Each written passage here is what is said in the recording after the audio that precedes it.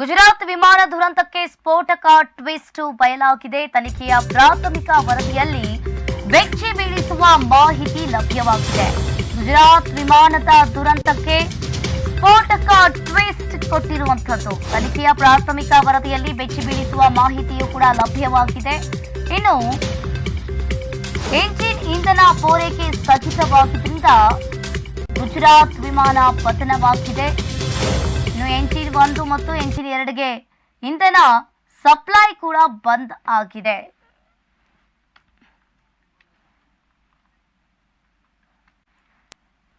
ರನ್ನಿಂದ cut ಆಫ್ಗೆ ಪರಿವರ್ತನೆಗೊಂಡಿದ್ದ ಸ್ವಿಚ್ಗಳು ಇವು. ಸೆಕೆಂಡ್ನೊಳಗೆ ರನ್ನಿಂದ cut ಆಫ್ಗೆ ಪರಿವರ್ತನೆ ಆಗಿದೆ. ಎಂಜಿನ್ 1 ಮತ್ತು ಎಂಜಿನ್ 2 ಇಂಧನ ಸ್ವಿಚ್ಗಳು ಕಟ್ ಆಫ್ ಆಗಿದ್ರಿಂದಾಗಿ ಎಂಜಿನ್ಗೆ ದಿಢೀರ್ ಆಗಿ ಇಂಧನ ಪೂರೈಕೆ ಅಲ್ಲಿ ಸ್ಥಗಿತವಾಗಿದೆ. ಟೇಕ್ ಆಫ್ ಆದ ಕೆಲವೇ ಸೆಕೆಂಡುಗಳಲ್ಲಿ ವಿಮಾನ ಪತನವಾಗಿರುವಂತದ್ದು. ಎಎಐಬಿಯ 15 ಪುಟಗಳ ವರದಿಯಲ್ಲಿ ಈ ವಿಚಾರ ಬಯಲಾಗಿದೆ. ಇನ್ನು ಪೈಲಟ್ಗಳ ಗೊಂದಲದಿಂದ ಈ ಘೋರ ದುರಂತ ಸಂಭವಿಸಿತಾ ಎಂಬ ಪ್ರಶ್ನೆ ಮೂಡಿರುವಂತದ್ದು.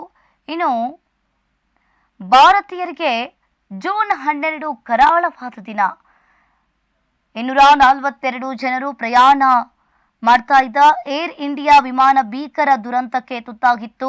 ಗುಜರಾತ್ ರಾಜ್ಯದ ಅಹಮದಾನಗರದ ಏರ್ಪೋರ್ಟ್ ಸಮೀಪದಲ್ಲೇ ಏರ್ ಇಂಡಿಯಾ ವಿಮಾನ ಭೀಕರ ಅಪಘಾತಕ್ಕೆ ಛಿದ್ರವಾಗಿ ಹೋಗಿತ್ತು. ಅಲ್ಲದೆ ಈ ದುರಂತದಲ್ಲಿ ಮಾಜಿ ಮುಖ್ಯಮಂತ್ರಿ ಕೂಡ ಬಲಿಯಾಗಿದ್ದಾರೆ ಎಂಬ ಸ್ಫೋಟಕ ಕೂಡ ಮಾಹಿತಿಗಳು ಕೂಡ ಲಭ್ಯವಾಗಿತ್ತು. ಇನ್ನು ಭಾರತದಲ್ಲಿ ಸಂಭವಿಸಿದ ಅತಿ ಘೋರ ವಿಮಾನ ದುರಂತಗಳ ಸಾಲಿಗೆ ಇದು ಕೂಡ ಒಂದಾಗಿದೆ. ಇನ್ನು ತನಿಖೆಯ ಪ್ರಾಥಮಿಕ ವರದಿಯಲ್ಲಿ ಬೆಚ್ಚಿ ಬೀಳಿಸುವ ಮಾಹಿತಿಯು ಕೂಡ ಈಗಾಗಲೇ ಲಭ್ಯವಾಗಿರುವಂಥದ್ದು. ಇನ್ನು ಈ ತನಿಖೆಯ ಪ್ರಾಥಮಿಕ ವರದಿಯು ಕೂಡ ಬಯಲಾಗಿದೆ. ಎಂಜಿನ್ ಇಂಧನ ಪೂರೈಕೆ ಸ್ಥಗಿತವಾಗಿದ್ದರಿಂದ ಏನಾದರೂ ಪತನವಾಯಿತಾ ಎಂಬ ಪ್ರಶ್ನೆ ಮೂಡಿರುವಂಥದ್ದು. ಇಲ್ಲಿ ಮುಖ್ಯಮಂತ್ರಿ ಮಾಜಿ ಮುಖ್ಯಮಂತ್ರಿ ಸೇರಿ ಹಾಗೆ 242 ಜನರನ್ನ ಬಲಿ ಪಡೆದ ವಿಮಾನ ಇದಾಗಿದೆ. ಇನ್ನು ಪೈಲಟ್ಗಳ ಗೊಂದಲದಿಂದ ಈ ಘೋರ ದುರಂತ ಸಂಭವಿಸಿತಾ ಎಂಬ ಪ್ರಶ್ನೆ ಇಲ್ಲಿ ಮೂಡಿರುವಂತದ್ದು. ಪೈಲಟ್ಗಳ ತಪ್ಪಿನಿಂದಲೇ 260 ಅಮಾಯಕರ ಬಲಿಯಾಯ್ತಾ ಎಂಬ ಪ್ರಶ್ನೆ ಉದ್ಭವಿಸಿದೆ. ರನ್ನಿಂದ ಕಟ್ ಆಫ್ಗೆ ಇಂಧನ ಕಟ್ ಆಫ್ ಆಗಿದೆ. ಇನ್ನು ಸ್ವಿಚ್ಗಳು ಬದಲಾಗಿದ್ದೇಕೆ ಎಂಬ ಪ್ರಶ್ನೆ ಮೂಡಿದೆ.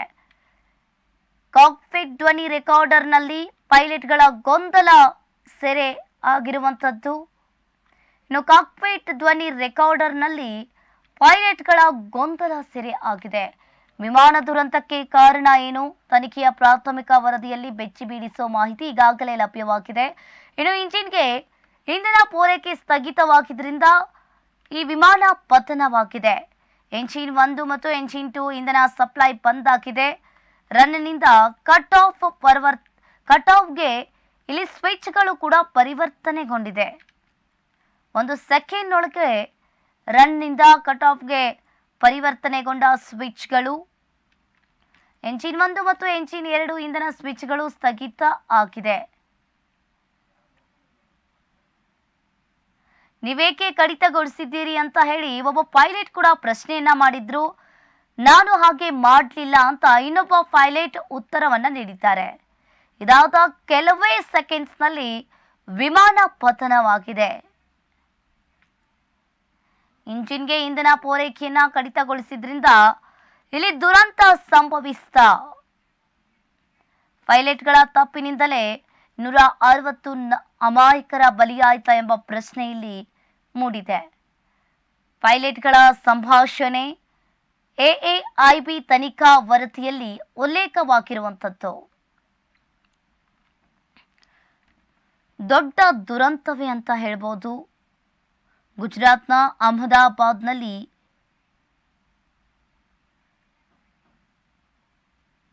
ಸಾಕಷ್ಟು ಜನರು ಕೂಡ ಬಲಿಯಾಗಿದ್ರು. ಟೇಕ್ ಆಫ್ ಆಗ್ತಾ ಇದ್ದಂತಹ ಸಂದರ್ಭದಲ್ಲಿ ಈ ವಿಮಾನ ಪತನಗೊಂಡಿದೆ. ಪೈಲಟ್ಗಳು ಕೂಡ ಸಂದೇಶವನ್ನ ರವಾನೆ ಮಾಡ್ತಾರೆ. ಆ ಸಂದೇಶವನ್ನ ರವಾನೆ ಮಾಡುವಂತಹ ಸಂದರ್ಭದಲ್ಲಿ ರನ್ನಿಂದ ಕಟ್ ಆಫ್ಗೆ ಅಲ್ಲಿ ಸ್ವಿಚ್ಗಳು ಕೂಡ ಬಯಲಾಗಿದೆ. ಇನ್ನು ರನ್ನಿಂದ ಕಟ್ ಆಫ್ ಆದಂತಹ ಸ್ವಿಚ್ಗಳು ಕೆಲವೇ ಸೆಕೆಂಡ್ನಲ್ಲಿಗೆ ಟೇಕ್ ಆಫ್ ಆಗ್ತಾ ಇದ್ದಂತೆ ಆ ವಿಮಾನ ಪತನಗೊಂಡಿದೆ. ಇಲ್ಲಿ ಒಂದ್ ಕಡೆ ನೋಡ್ತಾ ಇರ್ಬೋದು, ಇಲ್ಲಿ ಪೈಲಟ್ಗಳ ಗೊಂದಲಕ್ಕೆ ಇದು ಕಾರಣವಾಯ್ತಾ ಅಂತ ಹೇಳಿ ಪ್ರಶ್ನೆ ಮೂಡಿರುವಂತದ್ದು. ಪೈಲಟ್ಗಳ ಗೊಂದಲದಿಂದ ಈ ಘೋರ ದುರಂತ ಸಂಭವಿಸಿತಾ ಎಂಬ ಪ್ರಶ್ನೆ ಮೂಡಿದೆ. ಪೈಲಟ್ಗಳ ತಪ್ಪಿನಿಂದಲೇ 260 ಅಮಾಯಕರು ಕೂಡ ಟೇಕ್ ಆಫ್ ಆಗ್ತಾ ಇದ್ದಂಥವು ಕೂಡ ಸರಿಯಾದ ರೀತಿಯಾಗಿ ಆಗ್ತಾ ಇರಲಿಲ್ಲ. ಅದು ಪೈಲಟ್ಗಳು ಕೂಡ ಈಗಾಗಲೇ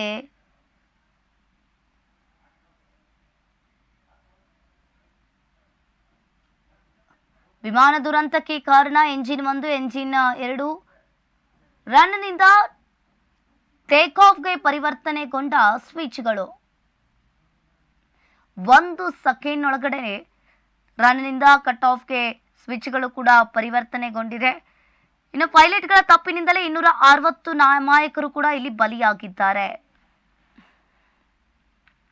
ಪೈಲಟ್ಗಳ ಗೊಂದಲದಿಂದ ಸಂಭವಿಸಿತಾ ಅಂತ ಹೇಳಿ ಪ್ರಶ್ನೆ ಮೂಡಿರುವಂತದ್ದು.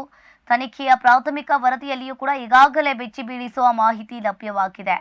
ಇನ್ನು ಅದೇ ರೀತಿಯಾಗಿ 1 ಸೆಕೆಂಡ್ನೊಳಗೆ ರನ್ನಿಂದ ಕಟ್ ಆಫ್ಗೆ ಈ ವಿಮಾನ ಪರಿವರ್ತನೆಗೊಂಡಿದೆ. ಟೇಕ್ ಆಫ್ ಆಗ್ತಾ ಇದ್ದಂತಹ ಸಂದರ್ಭದಲ್ಲಿಯೇ ಇಂಜಿನ್ ಪತನಗೊಂಡಿದೆ.